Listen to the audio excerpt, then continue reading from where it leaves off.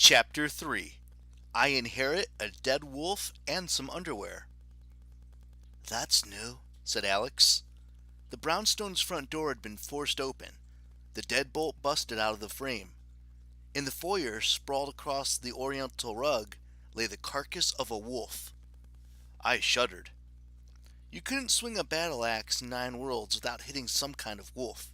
Fenrir wolf, Odin's wolves, Loki's wolves, werewolves, big bad wolves, and independently contracted small business wolves that would kill anybody for the right price. The dead wolf in Uncle Randolph's foyer looked very much like the beasts that had attacked my mom 2 years ago, the night she died. Wisps of blue luminescence clung to its shaggy black coat. Its mouth was contorted in a permanent snarl. On the top of its head, seared into the skin, was a Viking rune. Though the fur around it was so badly burned, I couldn't tell which symbol it was. My friend Herstone might have been able to say. Alex circled its pony-sized carcass. He kicked it in the ribs. The creature remained obligingly dead. "Its body hasn't started to dissolve," he noted. "Usually the monsters disintegrate pretty soon after you kill them. You can still smell the burning fur on this one. Must have happened recently." "You think the rune was some kind of trap?" Alex smirked. "I think your uncle knew a thing or two about magic. The wolf hit the carpet, triggering that rune, and BAM!" I remembered all the times when a homeless kid that I'd been had broken into Uncle Randolph's house when he wasn't there, so I could steal food, rifle through his office, or just be annoying. I'd never been BAMmed. I'd always considered Randolph a failure at home security. Now I felt a little nauseous, wondering if I could have ended up dead on the welcome mat with a rune burned into my forehead.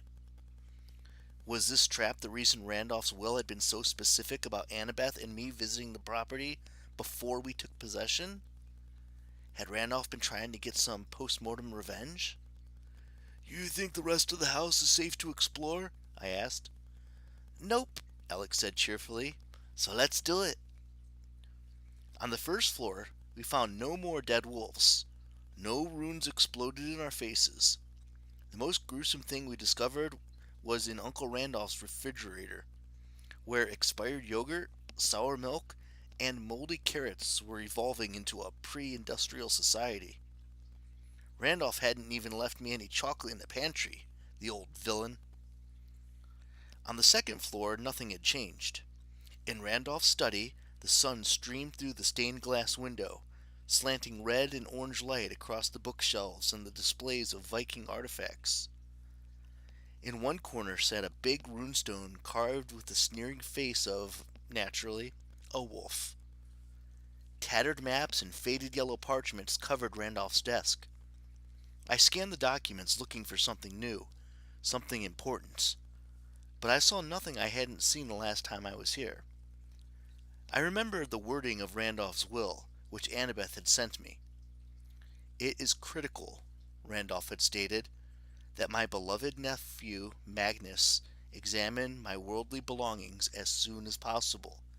He should pay special attention to my papers." I didn't know why Randolph had put those lines in his will. In his desk drawers, I found no letter addressed to me, no heartfelt apology like, "Dear Magnus, I'm sorry I got you killed, then betrayed you by siding with Loki, then stabbing your friend Blitzen, then almost got you killed again." He hadn't even left me the mansion's Wi-Fi password. I gazed out the office window. Across the street in the Commonwealth Mall, folks were walking their dogs, playing frisbee, and enjoying the nice weather. The statue of Leif Erikson stood on its pedestal, proudly flaunting his metal bra, surveying the traffic on Charlesgate, and probably wondering why he wasn't in Scandinavia. "So," Alex came up next to me, "you inherit all of this, huh?" During our long walk over, I told him the basics about Uncle Randolph's will, but Alex still looked incredulous, almost offended. "Randolph left the house to Annabeth and me," I said. "Technically, I'm dead. That means it's all Annabeth's. Randolph's lawyers contacted Annabeth's dad, who told her who told me. Annabeth asked me to check it out and, I shrugged, decide what to do with this place.